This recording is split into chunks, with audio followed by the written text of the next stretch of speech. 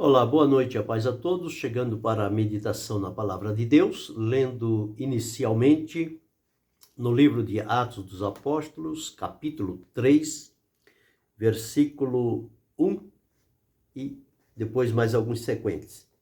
Assim está escrito: E Pedro e João subiam juntos ao templo, à hora da oração, a nona. Comecemos com este versículo. Depois faremos referência a outros versículos, falando nesta oportunidade sobre os 5 segredos da igreja primitiva. A igreja primitiva, conforme nós sabemos, é aquela que começou quando da ressurreição, ascensão de Jesus. Ele ordenou aos discípulos que ficassem em Jerusalém, até que do alto fossem revestidos de poder, e quando raiou o dia de Pentecoste, o Espírito Santo veio sobre aqueles irmãos, eles foram cheios do Espírito Santo, receberam dons de Deus, receberam línguas, receberam poder, receberam unção, e dali eles começaram então, naquele fervor espiritual, naquela direção do Espírito de Deus na vida deles, eles começaram então a cumprir aquilo que Jesus havia ordenado que eles fizessem. Jesus disse a eles que eles pregassem o evangelho a toda criatura. Quem crer e for batizado será salvo, quem não crer será condenado. E Jesus disse: e estes sinais seguirão os que crerem. Em meu nome falarão novas línguas, expulsarão demônios, se beberem alguma coisa mortífera, não lhe fará dano algum, imporão as mãos sobre os enfermos e os curarão. E eles partiram por toda parte, pregando a palavra de Deus, diz o texto, cooperando com eles o Senhor, com os sinais que se seguiram. Estes sinais evidenciam segredos que aquela igreja conheceu e aqueles irmãos eles colocaram em prática diariamente, e por isso que houve aquela explosão no crescimento, nos milagres, na conversão, na transformação, e aquilo incomodou as autoridades. Eles ficaram então incomodados com a pregação do evangelho, com o fervor, a ousadia, a disposição, a entrega que aqueles irmãos fizeram diante do Senhor para cumprir o que Deus, através de Jesus, lhes havia ordenado. E nós encontramos que já no dia de Pentecoste, quando o Espírito Santo desceu sobre eles, para ficar com eles para sempre, conforme a promessa de Jesus, ele estará em vós e permanecerá. Eles então foram interrogados sobre o que estava acontecendo. Pedro, que anteriormente era como que alguém assim, que havia praticamente negado o Senhor Jesus, mas naquele encontro da ressurreição ele foi restaurado, e agora quando ele ouve das pessoas dizendo aquilo, ele não vai mais com aquele ímpeto de violência para tirar satisfação ou questionamento, não. Mas ele agora deixa-se usar pelo Espírito de Deus, e ele começa a trazer à lembrança as promessas de Deus registradas na sua palavra a respeito daquele acontecimento. E aquilo então comoveu aquela pessoa, e vários daqueles que ali estavam foram convencidos pelo Espírito Santo e converteram-se a Jesus. E a palavra de Deus diz que naquele dia agregaram-se quase 3.000 almas. E eles continuaram unidos em harmonia, em comunhão. Eles perseveravam em oração, eles perseveravam na doutrina dos apóstolos, eles perseveravam na comunhão e eles perseveravam também no partir do pão. Estes 4 pontos foi que deu sustentação àqueles irmãos, que eles mantiveram-se unidos e trabalharam sem medir esforços, proclamando a palavra de Deus.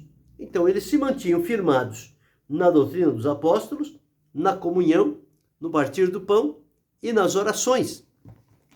Mas quando nós observamos a vida cotidiana deles, como eles vivenciavam todas estas coisas, nós vamos descobrir aí pelo menos 5 segredos, chamamos de segredos, 5 segredos que eles levavam a sério, e isso trouxe resultados esplendorosos, resultados abundantes, marcantes, e que a história registra que eles encontraram barreiras e dificuldades, mas a maneira como eles identificaram o que era importante e necessário na obra de Deus e se lançaram com aqueles recursos ou segredos que Deus colocou à disposição deles, o trabalho ele expandiu maravilhosamente.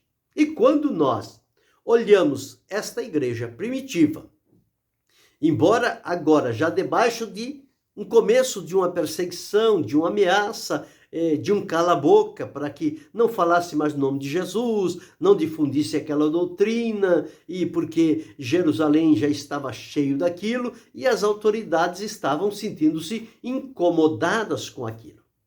Quando nós olhamos aquela igreja, vivenciando esta situação, mas mantendo a finalidade pela qual eles foram salvos por Jesus e propagar o evangelho, nós olhamos aos nossos dias e nós observamos e vemos e não encontramos estes elementos que estavam presentes na vida daqueles irmãos.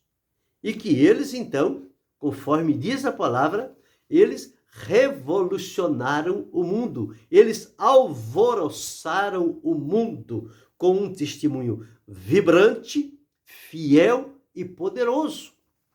E o texto que li nos conta que eles tinham várias práticas que eles realizavam no seu dia a dia para manter-se com aquela exposição, com aquela ousadia, com aquela entrega nas mãos do Senhor.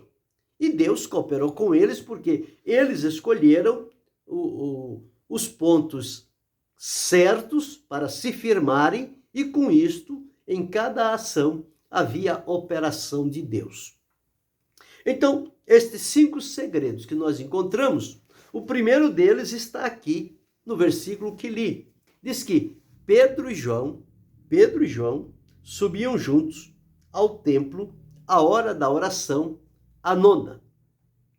Então, todos os dias eles tinham esta oportunidade de irem à oração, de se entregarem à oração, de perseverar na oração. Oração é um recurso indispensável que o Senhor Deus colocou à nossa disposição. É a maneira como nós nos aproximamos do Senhor. É através da oração que nós falamos com Ele. É pela oração que nós temos acesso ao coração de Deus. E na oração nós apresentamos a Deus as necessidades que encontramos no exercício da sua vontade, que precisamos de uma orientação, de um recurso, de um direcionamento de Deus, e isso vamos pedir a Ele em oração. E Ele é aquele que ouve a oração. Paulo, escrevendo aos Tessalonicenses, ele disse: orai sem cessar, orando em todo o tempo, com toda a oração e súplica. Aqui, nesse capítulo 3, eles subiam a hora da oração, a hora 9ª. Eram às 3 horas da tarde, o momento em que eles iam para o templo para fazer a oração.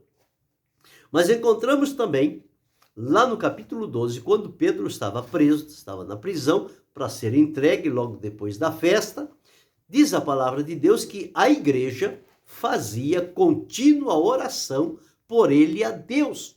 Então aqueles irmãos, eles conheciam o valor da oração e eles utilizavam-se desta vida de oração. E quando se vive neste contato com Deus pela oração só há de ser bem-aventurado, porque a oração manifesta na nossa vida o poder de Deus, a presença de Deus. Estas coisas vêm a nós no momento de oração.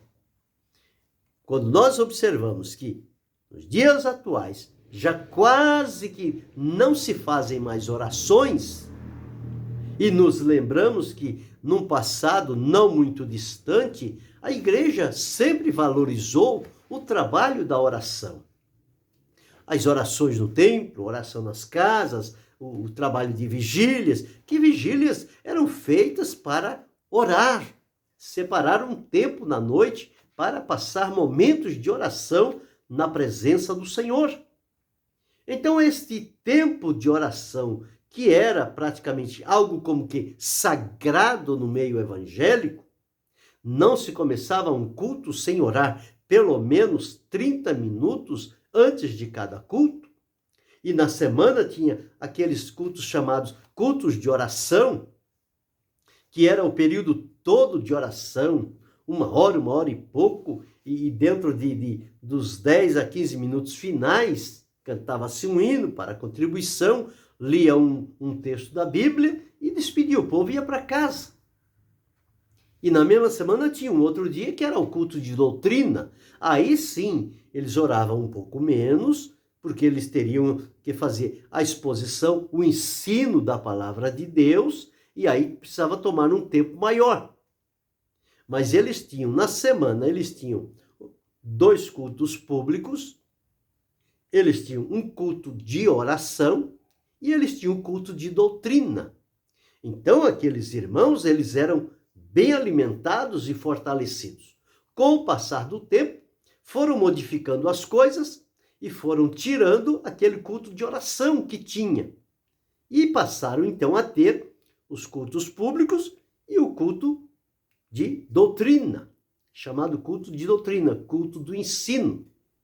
E assim veio se seguindo, agora já sem aquele primeiro culto que era dedicado totalmente à oração, já não tem mais, já ficou no esquecimento, e vem agora para os cultos públicos, que são geralmente os cultos onde a maioria são os cânticos que são feitos, e portanto chama-se o culto das cantorias, canta, canta, canta, canta, canta, e na hora de pregar, um tempinho desse tamanhozinho e somente nada mais.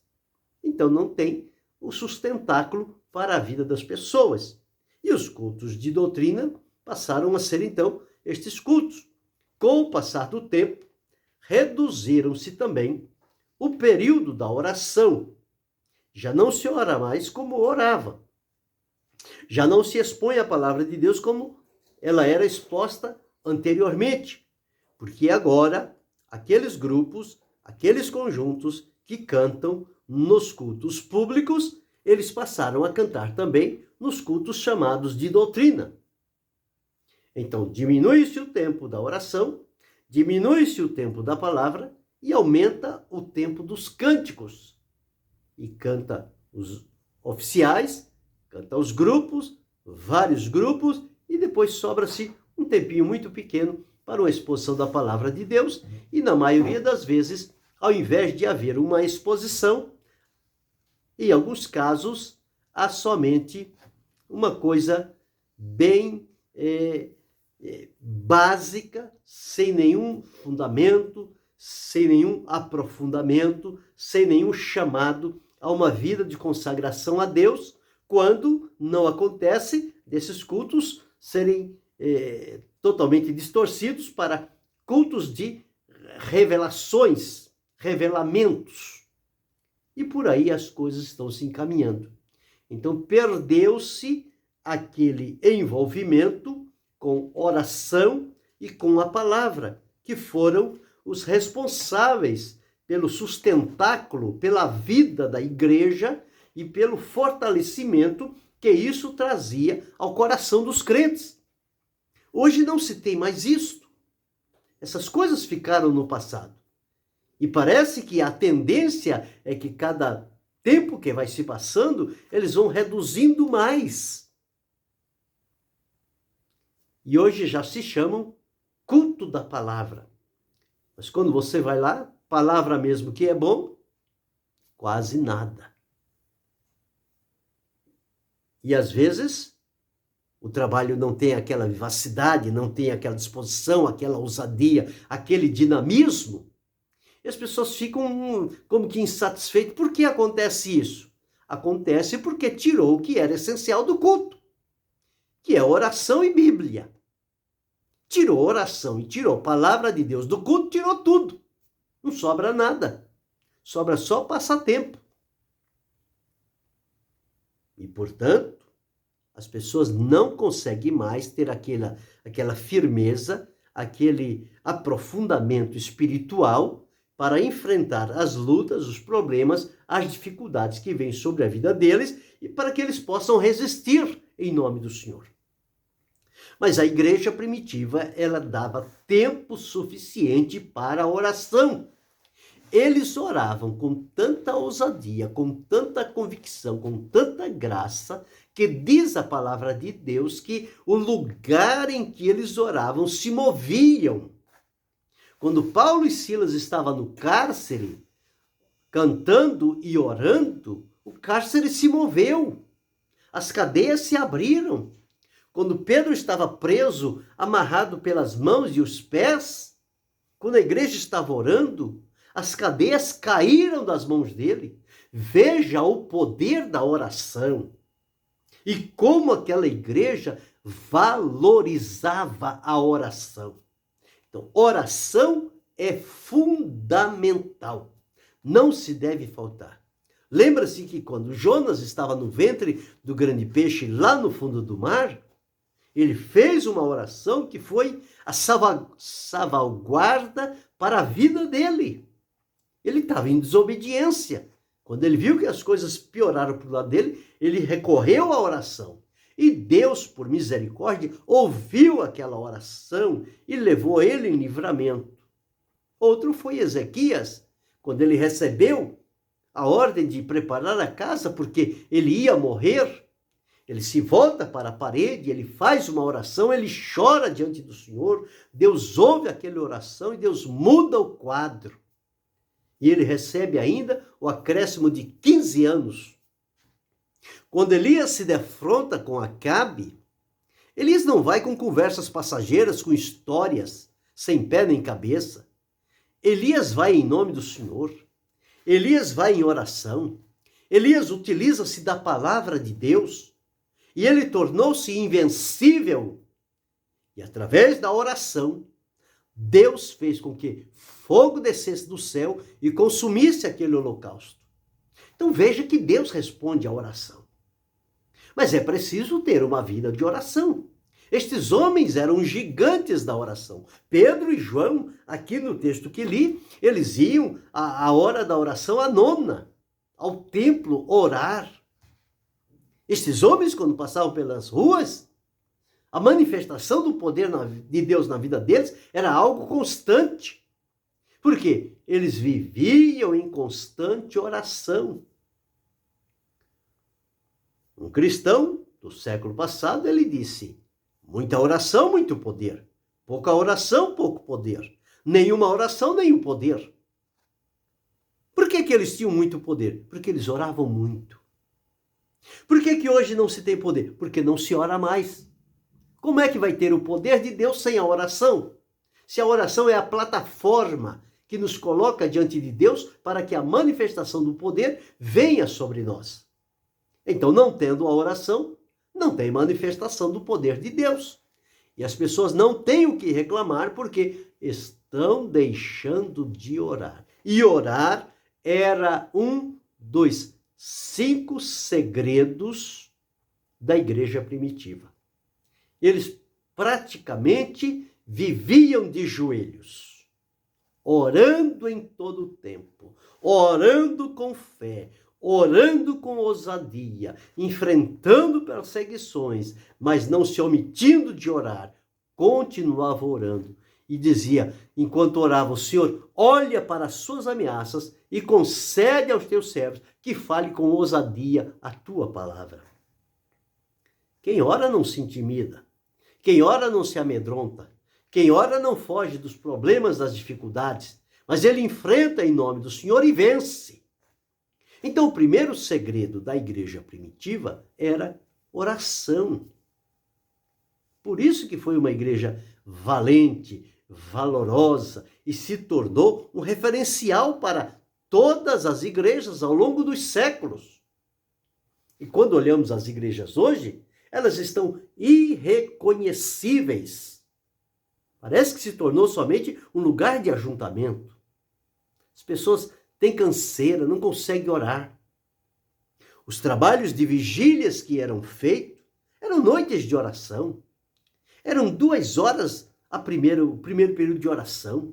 Levantava uns 15 minutos para a pessoa ir no banheiro e cantar um hino, e depois mais 2 horas, 1h30 de oração. Numa noite, eram 2 períodos e meio de oração. E as pessoas oravam e oravam. Hoje as pessoas não conseguem orar 5 minutos, colocar de joelho. Não, para que ajoelhar para orar? Não precisa mais nem ajoelhar, ora de pé mesmo. Não precisa nem orar mais de olho fechado, ora de olho aberto mesmo. E por aí foram subtraindo um dos segredos da igreja. É por este motivo que os resultados que se tem hoje não são os resultados que se esperam de uma igreja, de um povo que serve a Deus, porque eles deixaram o principal. A comunhão com Deus, o contato com Deus. Se não tem este contato, essa intimidade com Deus pela oração, não tem resultado. Não tem resultado. Mas estes homens viveram em constante oração. Este é o primeiro segredo da igreja primitiva. Oração contínua. Oração de manhã, de tarde, de noite, de madrugada, em todo tempo. Orai sem cessar. Orai em todo tempo. O segundo segredo era a palavra de Deus. Primeiro era a oração. A oração nos colocamos na presença de Deus e Deus move a nossa vida. Deus nos leva a entender a sua vontade e nós abrimos mão daquilo que não condiz com a vontade de Deus, renunciamos para uma entrega total e irrestrita a Ele, e Ele manifesta-se em nossa vida. E fazemos uso da palavra. Então, quando oramos e lemos a palavra de Deus, a Bíblia, nós temos 2 segredos fantásticos na obra de Deus, que são poderosíssimos. Palavra de Deus é viva e eficaz. Oração nos habilita para viver, para ler, para falar, para explicar esta palavra de Deus, para que vidas sejam fortalecidas, edificadas e recebam um crescimento espiritual, sejam levados à maturidade espiritual. Hoje você vê crentes aí de 10, 20, 30 anos e quando você avalia, você não encontra maturidade, você não encontra um fortalecimento na fé dessas pessoas. Parece que Jesus não significa nada para eles. Por quê? Porque foi tirado deles estes segredos de ensiná-los a orar e a viver em função da palavra de Deus. Então não se pode abrir mão da palavra de Deus. A palavra de Deus, ela tem o lugar central na obra do Senhor. Oramos e depois utilizamos da palavra de Deus para a pregação, para o ensino, para a correção, para o crescimento espiritual das pessoas. Se tirar a palavra de Deus, tirou o alimento principal do povo. Jesus disse, não é só de pão que vive o homem, mas de toda a palavra que sai da boca de Deus. E a palavra é a verdade. O fundamento está nela. Então é preciso voltar a dar tempo para a palavra de Deus. Usar com sabedoria, para que o povo seja edificado e fortalecido.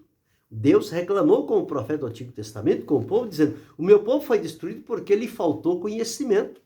Os nossos dias estão diante desta ameaça também. Estão sendo destruídos porque lhe falta o conhecimento, porque não tem que ele ensine a palavra de Deus de maneira expositiva. Um pouco hoje, um pouco amanhã, um pouco depois, mas faça um estudo sequente. Nutra este povo com a palavra de Deus. Então, este é o segredo. O primeiro é oração, o segundo é a palavra de Deus.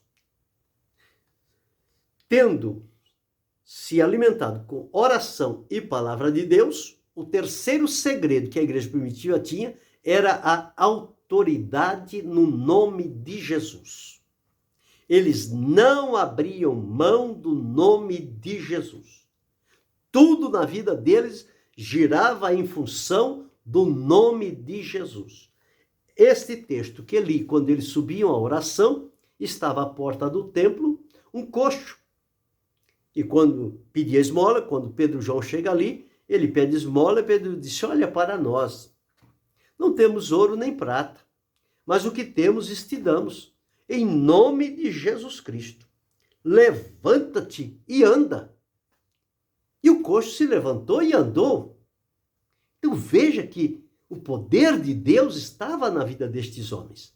Mas eles tinham uma vida de oração, eles têm uma vida de comunhão com a palavra de Deus, e, portanto, o nome de Jesus era reverenciado na vida deles, e eles tinham autorização para usar, porque Jesus disse: em meu nome. Então eles estavam usando em nome de Jesus. E o nome de Jesus curou o coxo. Então veja, o nome de Jesus. Hoje as pessoas falam nome de tantas coisas, falam nome de tantas pessoas e não falam o nome de Jesus. Às vezes prega um texto do Antigo Testamento, prega um outro texto, conta lá uma história que aconteceu e por aí vai, e não envolve ali o nome de Jesus. Mas toda pregação, ela pode começar em qualquer ponto da Escritura, mas ela precisa terminar em Jesus. Jesus é o foco principal. Pode começar na história do rei, pode começar na história do profeta, pode começar na história do povo de Israel, mas precisa terminar em Jesus. Faça como Filipe. Ele estava pregando em Samaria, o Espírito de Deus falou com ele para que ele descesse a Gaza, que estava deserta. Ele desceu, deixou aquele grande movimento, foi para Gaza, ficou ali. Quando ele observa, vem um homem, lendo o livro do profeta Isaías, e diz: entendes o que lê? Diz: como posso entender se não me explicar? Ele subiu ao carro, começou a explicar naquela escritura a profecia de Isaías e falou do cumprimento delas na vida de Jesus. E aquele homem se converteu, viu água, foi batizado, seguiu o seu caminho. Mas Filipe começou lá em Isaías e trouxe a mensagem para Jesus. Você pode começar em qualquer lugar da Escritura, mas você precisa terminar em Jesus. Jesus é o foco principal. Jesus é a prioridade da pregação. É dele que se precisa falar. Não é da sua história, não é do seu testemunho, não é da sua família, não é de Pedro, não é de João, não é de profetas, é de Jesus. Mas você pode começar no profeta, você pode começar num testemunho, mas você tem que levar a Jesus. Fazer igual Moisés. Moisés levava o povo à rocha. Eu e você precisamos levar o povo a Jesus. Só que para levar o povo a Jesus, tem que falar quem é Jesus. Tem que mostrar o poder de Jesus. E Pedro aqui disse: em nome de Jesus, levanta e anda. O homem levantou. Quando ele chegou lá, Enéas estava acamado, doente. Ele disse: Enéas, Jesus te dá saúde. Enéas levantou. O nome de Jesus. Então veja, o terceiro grande segredo da igreja primitiva era o nome de Jesus. Então já vimos que a oração é primordial, a palavra de Deus é primordial, o nome de Jesus é primordial, um está ligado ao outro. Na oração falamos com Deus, Deus nos habilita, nos capacita, nós nos colocamos cientes da vontade de Deus, estudamos a palavra, buscamos na palavra o que ali está o plano de Deus e falamos em nome de Jesus, que ele nos encarregou de usar o seu nome. Ele disse, em meu nome. Então não é no nome de Jesus que as coisas acontecem. E o quarto segredo é que eles davam também prioridade ao Espírito Santo. O Espírito Santo, ele foi enviado para revestir as pessoas de poder, para usá-la na unção espiritual e que eles fossem eficientes no testemunho. Então, ao Espírito Santo deve ser dada prioridade. Precisamos ouvir a voz do Espírito Santo. Quando os apóstolos faziam qualquer coisa, eles nos diziam, nós fizemos isso, nós concordamos com aquilo. Eles diziam, não, o Espírito Santo e nós. Primeiro foi o Espírito Santo. Depois nós, que recebemos o Espírito Santo, aceitamos o que o Espírito Santo determinou. Então diz, o Espírito Santo e nós. Hoje o Espírito Santo parece que não tem mais uma liberdade, uma oportunidade de falar, de agir na igreja, de mostrar, de revelar.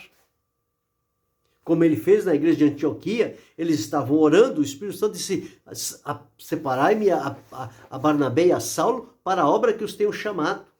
Eles foram separados e enviados pelo Espírito Santo.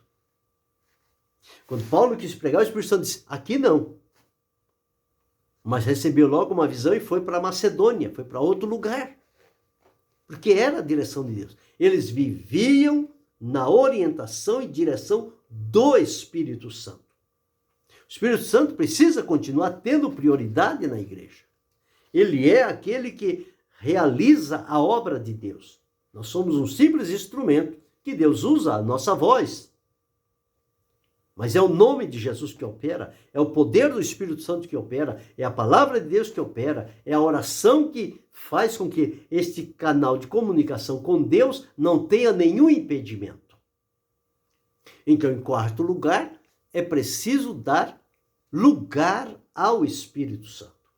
Então, quando se dá lugar ao Espírito Santo, a ele foi confiado dons espirituais. Então, o Espírito Santo, ele distribui dons espirituais aos servos de Deus no exercício do trabalho que eles estão fazendo. Então, lá em 1 Coríntios, no capítulo 12, estão listados lá pelo menos 9 dons espirituais. Existem dons ministeriais, existem dons espirituais. E dons espirituais que estão registrados lá são os seguintes. Olha, porque a um, pelo Espírito, é dada a palavra da sabedoria. É dom do Espírito Santo. A outro, pelo mesmo Espírito, a palavra da ciência. A outro, pelo mesmo Espírito, a fé. E a outro, pelo mesmo Espírito, os dons de curar. Pedro curou aquele coxo. Dons do Espírito. Dons de curar. A outra, operação de maravilhas. A outra, a profecia. A outro, dom de discernir os espíritos. A outro, a variedade de línguas. E a outro, a interpretação de línguas. Estes são os dons que o Espírito Santo coloca à disposição para o exercício na obra de Deus, na propagação do Evangelho. Mas é preciso que o Espírito Santo tenha em nós a liberdade. Quando tem a liberdade, ele vai fazer a distribuição dos dons espirituais para cada um de acordo à necessidade do lugar. E vai usar as pessoas através de dons espirituais. Os dons não cessaram com a morte de Jesus ou dos primeiros apóstolos. Os dons continuam até a volta de Jesus. Mas aliado aos dons do Espírito Santo, existem também os frutos do Espírito, que estes frutos do Espírito são formadores do caráter do cristão. De nada adianta ele ter o dom espiritual se ele não tem o fruto do Espírito. Ele vai ser alguém que vai ser uma pessoa em falta. Os crentes de Corinto, nem um dom faltava neles. E quantas dificuldades, quantos problemas eles criaram. Porque faltava o fruto do Espírito, que trabalha na conduta, no caráter da pessoa. E os frutos do Espírito, o fruto do Espírito está em Gálatas. Ele se divide em 9 áreas. Mas o fruto do Espírito é caridade, gozo, paz, longanimidade, benignidade, bondade, fé, mansidão, temperança. Então, quando tem a prioridade ao Espírito Santo, ele vai fazer a distribuição dos dons e ele vai implantar em nós o fruto do Espírito. E quando estas coisas acontecerem, a nossa vida será como um vaso, como um instrumento a quem Deus vai usar. E o trabalho da sua obra, a igreja na terra, ela vai prosperar, ela vai crescer, ela vai multiplicar. Por quê? Porque tem lugar a oração, tem lugar a palavra, tem lugar o nome de Jesus, tem a ação do Espírito Santo, tem a distribuição dos dons espirituais e tem a operação do fruto do Espírito. Então, estes são segredos que aquela igreja possuía e que quando nós fazemos o comparativo com a igreja dos nossos dias, em pleno século XXI, na pós-modernidade, há um distanciamento muito grande e uma descaracterização da verdadeira igreja. Quando compara-se uma com a outra, parece que dos dias atuais não se parece nada com a igreja primitiva. Mas há tempo ainda que é preciso voltar e reconsiderar estes segredos, para que novamente, uma vez mais, Deus manifeste o seu poder para a salvação de almas. Veja na Europa, quantos países o cristianismo está quase que desaparecendo. Nossa nação, já há uma diluição muito grande, em alguns lugares não se tem nenhuma identificação de que sejam cristãos. Levam o nome, mas não têm a vida.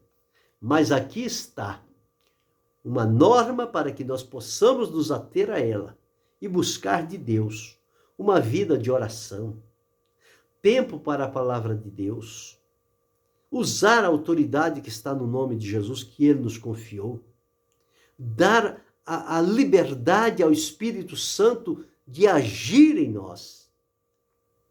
E Ele vai distribuir dons espirituais e fruto do Espírito. E quando assim fizer, nós então nos levantaremos e o testemunho ficará marcado, porque o Senhor se fará presente na vida de cada um, de cada irmão, de cada irmã, do jovem, do adolescente, da criança, do ancião, do obreiro, seja quem for. Se entrar por este caminho de novamente se ater àquilo que foi o segredo, a diferença da igreja primitiva, que a tornou conhecida no mundo todo e uma igreja poderosa, os nossos dias poderão voltar a experimentar este tempo de glória. Mas é preciso voltar à oração, é preciso voltar à palavra, é preciso voltar a utilizar o nome de Jesus, é preciso voltar a dar a liberdade plena ao Espírito Santo de agir em nós. E quando Ele assim fizer, haverá em nós dons espirituais, haverá em nós fruto do Espírito Santo e haverão resultados permanentes para a glória de Deus. Vamos avaliar a nossa conduta. Vamos ver onde está a nossa falta. Se nos falta oração, recorramos a ela. Se nos falta palavra, leitura, meditação, exposição, vamos seguir por este caminho. Se nos falta utilizar a autoridade do nome de Jesus, vamos reavê-la. E vamos abrir-nos para a ação plena do Espírito Santo.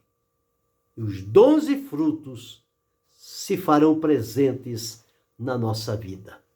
Então estão aí 5 segredos da igreja primitiva que precisamos checar os nossos dias, examinar e corrigir antes que seja tarde, para que sejamos, na verdade, uma igreja, um cristão identificado com Jesus, com a palavra, com a oração e com o poder do Espírito Santo. Que Deus em Cristo Jesus possa continuar nos ajudando, dando graça, força, alento, coragem e disposição para seguir o caminho certo e receber a manifestação de Deus em nossa vida. E que Ele nos abençoe, não só hoje, mas para sempre. Amém.